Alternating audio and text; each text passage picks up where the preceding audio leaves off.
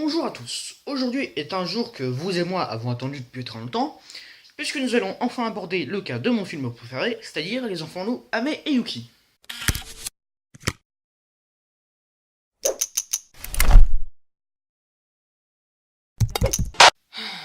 Les Enfants Loups. Comment est-ce qu'un film peut être autant aimé en étant aussi peu connu? C'est assez simple en fait, parce que même si certains films d'animation japonais sont distribués par Disney, ils ne sortent pas dans des petites salles comme celle de ma ville. C'est pourquoi pratiquement personne en France ne connaît ce film, à part ceux qui l'ont vu.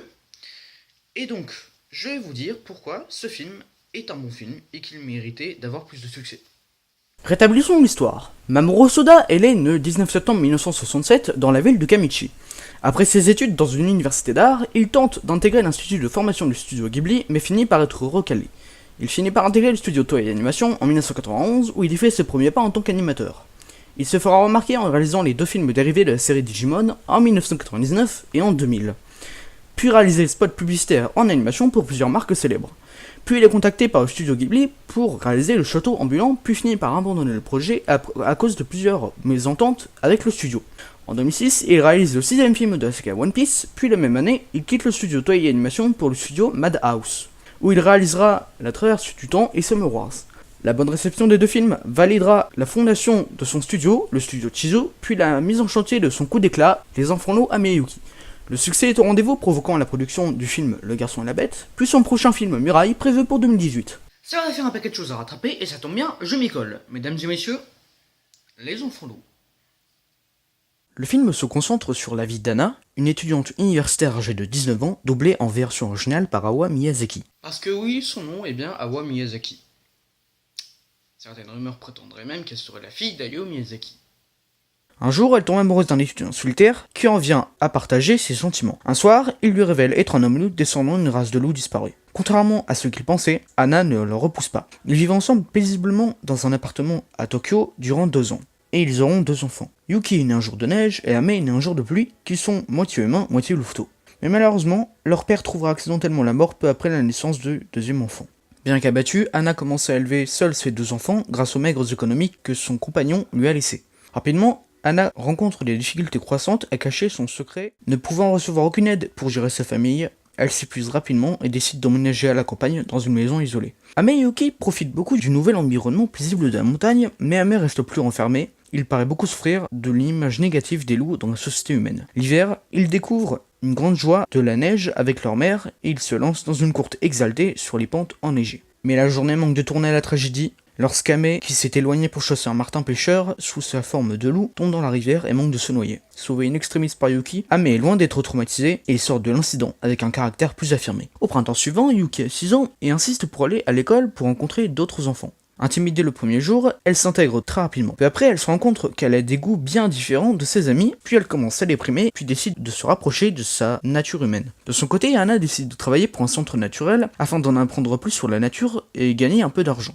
Lorsqu'il a à son tour 6 ans, Ame entre à l'école, mais avec beaucoup moins d'enthousiasme que Yuki, car il ne parvient pas à s'intégrer. Plusieurs années passent. Yuki a 11 ans, et un nouvel élève, Soe, arrive dans sa classe. Il semble montrer de l'intérêt pour Yuki, mais celle-ci est mortifiée lorsqu'il dit sentir une odeur de chien. Elle l'évite, et contrariée, Soe la poursuit pour qu'elle lui explique les raisons de son inimitié. Elle panique, et se transforme partiellement et le griffe jusqu'au son à l'oreille. Déprimée par le fait que les événements sont venus aux oreilles des autres élèves et que Soa a déclaré devant le proviseur que c'était un loup qui l'avait attaqué, la jeune fille se renferme sur elle-même et ne va plus à l'école durant plusieurs jours. Loin d'être traumatisée par l'incident, Soe discute avec Anna et pousse Yuki à retourner étudier. De son côté, Ame a 10 ans et il va de moins en moins à l'école car il passe ses journées à parcourir les montagnes aux alentours sous sa forme de loup qui s'est rapproché du maître, un vieux renard qui lui en fait découvrir les secrets. Les relations entre le frère et la sœur semblent de plus en plus se dégrader, ce qui mènera à une importante dispute. Et l'été suivant, plusieurs pluies dévastent la région, Ame s'inquiète pour le maître et en parle à sa mère. Entendant cela, Anna l'implore de ne plus y retourner.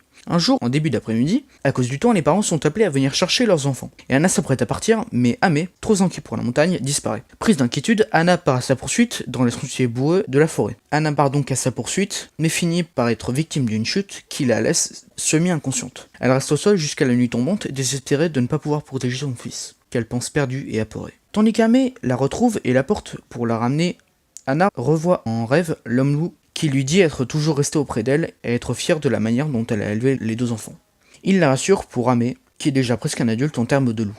Pendant ce temps au gymnase, alors que les derniers enfants ont été raccompagnés par les professeurs, Yuki et Soe se cachent pour rester dans l'école. Poussé par Soe qui garde le courage et le sourire malgré le fait que sa mère s'est remariée et tombée enceinte et le repousse, Yuki lui révèle sa nature hybride et lui explique ce qui s'est réellement passé le jour où elle l'a greffé. Soe lui répond alors qu'il le savait mais qu'il ne trahira jamais son secret. Au petit matin, Ame dépose sa mère sur le parking avant de repartir vers la montagne. Anna reprend ses esprits et voit que son fils a maintenant la forme d'un loup adulte. Elle le supplie de rester, mais Ame monte dans la montagne alors que le soleil apparaît. Il pousse un hurlement de loup qui résonne dans toute la montagne et Anna, qui comprend que c'est ainsi qu'il sera heureux, retrouve le sourire et le laisse mener sa vie. Et de là va découler mon avis sur le film.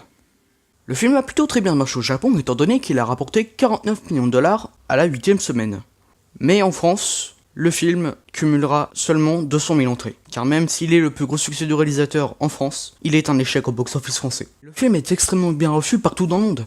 94% d'avis positifs sur Rotten Tomatoes, 4,5 sur 5 de la part des spectateurs sur Halluciné, 7,8 sur 10 sur Sens Critique, 5 sur 5 de la part de Télérama. Donc commençons par parler du thème principal du film, la famille. La chose importante à noter dans les films de Mamoru Hosoda, c'est que les thèmes de ces films sont toujours centrés sur la famille. Que ce soit par exemple dans La Traversée du Temps, sur Armor Wars ou le 6ème film One Piece, qui montre clairement que l'équipage de Luffy est clairement une famille de substitution. Ou encore de Le Garçon et la Bête, qui montre clairement une relation père-fils entre Komatetsu et Kyuta. J'avoue moi-même ne pas vraiment aimer le personnage de Soe. Par exemple, quand Yuki lui griffe l'oreille, elle s'est simplement défendue. Et dans cette scène, Yuki n'a pas à culpabiliser, elle s'est tout simplement défendue, contre un garçon qui la suivait partout, juste parce qu'elle l'ignorait. Bon, c'est vrai que pour ce personnage-là, il y avait vraiment dû laisser aller. Contrairement au personnage de Soe que je trouve littéralement inutile, celui d'Anna me plaît beaucoup, parce que déjà, c'est une mère de famille qui a perdu son compagnon et qui se doit d'élever seule ses enfants. Elle fait tout pour élever ses enfants avec le seul argent que son compagnon lui a laissé avant de mourir. Elle travaille jusqu'au coucher du soleil pour faire ses plantations. Elle traverse une forêt en pleine tempête pour retrouver son fils. Elle est toujours dans la merde, mais elle ne renonce jamais. Et ça en fait un personnage extrêmement attachant. La famille principale de ce film sont tout simplement les personnages les plus attachants qui m'aient été donnés de voir dans un film. Depuis le début de l'histoire, où on les voyait se voir le soir, jusqu'à la naissance de Yuki et la réaction pleine de fierté des jeunes parents aurait de quoi faire sourire plus d'une personne. Un dernier point sur la musique.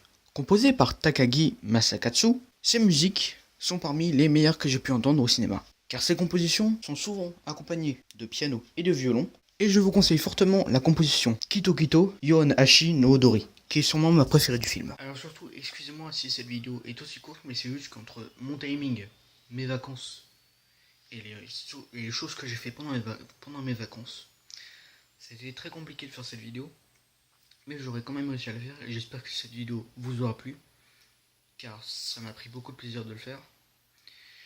Donc là, c'est un peu la séquence émotion, donc ça m'a plu de faire ce film qui m'a ému, qui m'a fait pleurer, qui m'a fait rigoler. Et donc ce film-là, c'est un chef-d'œuvre, il aurait mérité plus de succès. J'avais aimé le moment où Anna avait voulu emmener sa fille à l'hôpital, où elle avait roté. J'avais aimé la scène de fin qui m'a fait pleurer. Et donc en gros, je suis fier de ces 5 ans de sortie du film, en gros, quand même. Et si vous n'aimez pas ce film, votre vie est nulle. Vos goûts sont nuls. Et je vous emmerde tous. Salut!